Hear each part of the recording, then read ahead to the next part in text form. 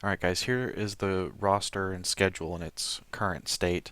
I have the two A games over here and the two B games over here.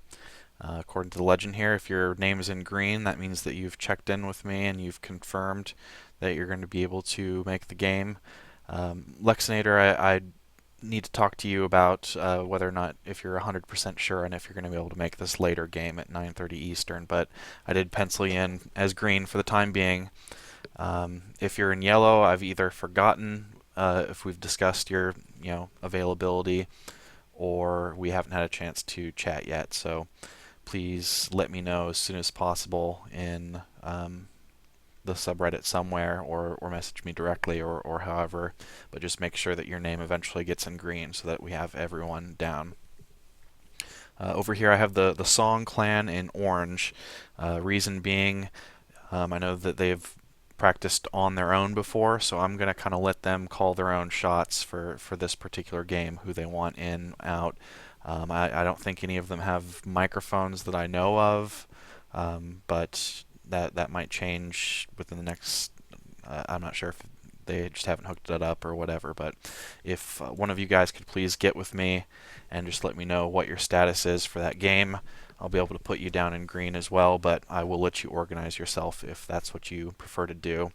I'd be more than happy to mix you up next time as well, but for now, this is how I have it organized. Over here, you can see I've marked down positions for people. This isn't necessarily like, you have to stay in this position, but I'm going to go over the map again a little bit and just kind of explain what the thoughts are for this kind of a coordination. You'll see that I've put a 1 and a 2, and that'll kind of come into play later. And last but not least, I want to talk about the C team and the potential cuts. Unfortunately, I've got a couple players that I just haven't heard from, Ashen and Freeballing. So if you are hearing this, please get in contact with me as soon as possible. We're only supposed to have 20 people on our roster, and I officially exceeded that with a couple of recent acquisitions. So I'm going to need to make room before Saturday. So basically, it's kind of place in contention here. I don't think that they're going to make me cut people if everyone were to respond. I think they'll let me keep it, but just kind of incentive for you to get back to me as soon as possible. Snoopy, you're safe. You got in contact with me. Picatus 8675309 Poonball. I don't think I have any kind of a confirmation for you one way or the other. If you do show up, I can get you into a game. If you don't, then you might move over to potential cuts next time, so please make sure to get in contact with me as soon as possible. I also put my name in yellow because unfortunately I might be on the road at that particular time. I don't think I will be. I think it should be fine, but I might have someone from B team be able to move up. One last thing, just kind of a scheduling conflict. I really wanted to have Red in our away game because he's based out of Chicago, so his ping is going to be a little bit better. Not sure. I mean, I want to make sure that everyone gets a chance to play if they show up, so I don't have any duplicates as of right now. Red and Tizza work really well together, and I want to keep them paired up. So I either need to do a double with them on A team, or maybe Red would want to switch with, say, Mr. Cow. Lexinator is also definitely going to be in this away one. So yeah, just kind of get with me, and as these yellows start to fill in, hopefully those questions will answer themselves. And also, if anyone isn't able to make it, we'll be able to kind of shift things, and might have some people be able to do 2 different games.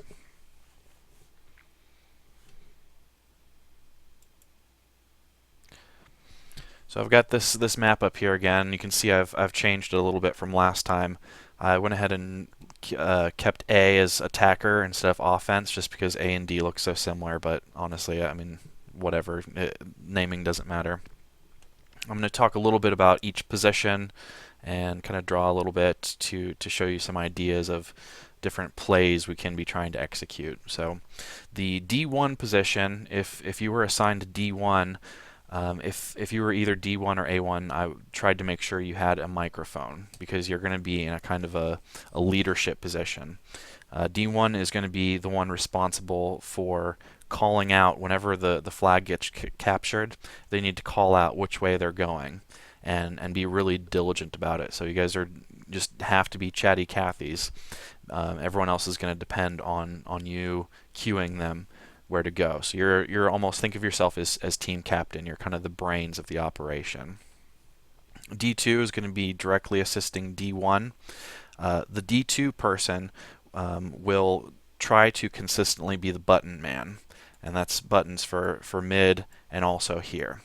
Let me kind of explain that a little further. So if you have a couple of attackers in your zone here, they're coming in however, and you're both down there, let's say that they grab the flag and they start running. Well, you're going to be the person that when they need to jump over to the other side, you're going to go for this button right here. If, for instance, you're both down here and the attacker comes through and decides to, for some reason, go this way, well, who's getting the button? I'm sure you've been in public games where both balls go for the button at the same time. They end up knocking each other, and the guy gets away scot-free. So,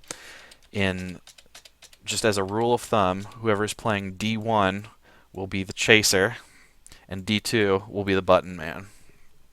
And that'll just make it easier so that we don't have any conflicts of too many people trying to get to the button and then letting an attacker slip away, or even alternatively, everyone rushing in here and then giving him a clean breakaway. So for positions, attack positions, and this of course is all simultaneous, red side, blue side. I'm just using blue as the example. I don't know why.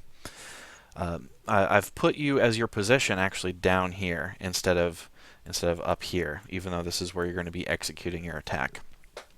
This is because we've got power-ups in the corner, and you need to be on those. You don't want the other team to get them. Every single power-up that we lose is just going to be added score to their end amount of captures. So you're going to want to stay really diligent about that, and also you're going to want to be somewhere in these general areas if the flag ever gets grabbed, so that when D1 calls out the position, you're ready to go.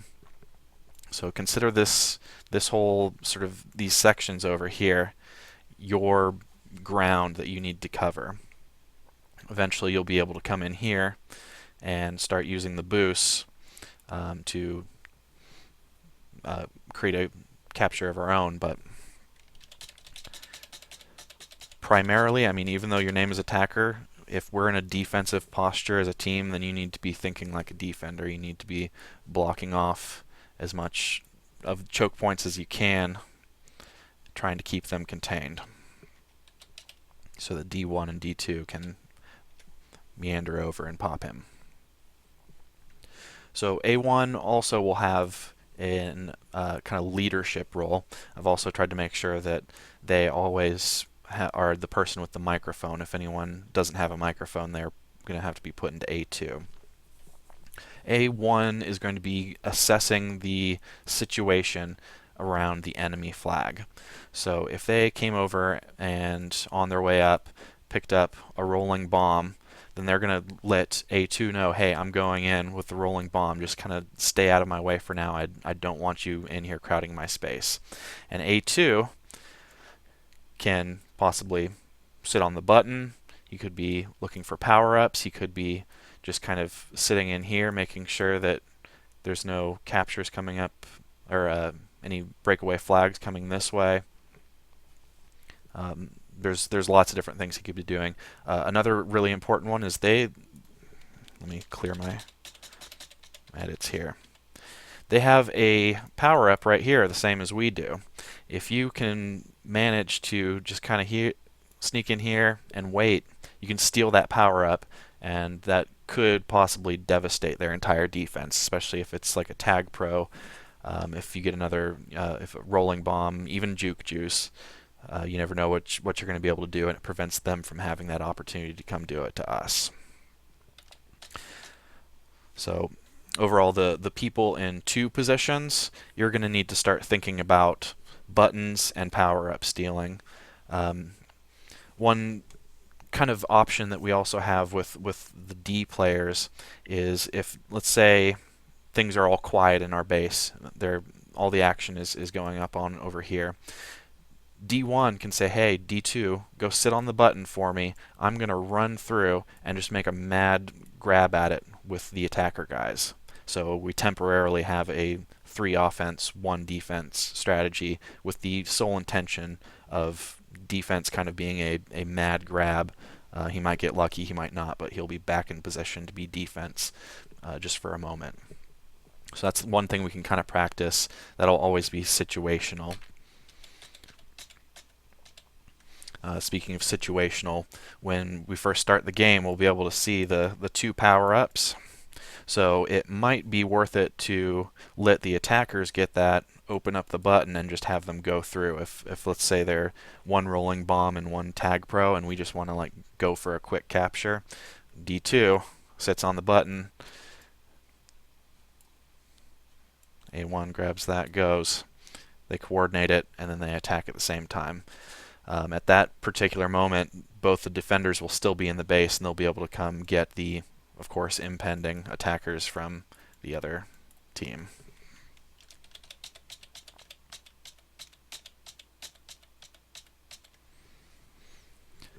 Alright, so that's just some thoughts I had on the positioning. If you have any questions or concerns about this, let me know. One thing also to keep in mind, if you're an attacker and you're getting like fatigue because you're just going in there and they're popping you every time, go ahead and ask one of the other players, like, hey, will you switch me off for a while? And you can, especially the A2 and D2, if they need to switch, like just let them know. If someone's getting overzealous, A1 and D1 will kind of be in charge of that and say, whether we need 3 people on defense if they have a lot of power-ups in our base or whatever. So communication is always key. We need to be as versatile as possible. Keep in mind that every time you get popped, especially attackers, you're coming all the way back to our base. As soon as you respawn, consider yourself defense, at least until you've assessed the situation. Do not go immediately back to your positions. You want to make sure that you're not leaving your flag high and dry because you're too excited to go get back on offense. We're defense before we're offense, and I think that mentality will keep us at the top of the charts, hopefully. We should try to get together for a practice tonight. I was thinking most people seem to say that Thursdays and Mondays were the best days, so let's see how many people we can get into the Mumble channel tonight. And look forward to speaking with you all, getting the roster firmed up, and playing and having some fun on Saturday.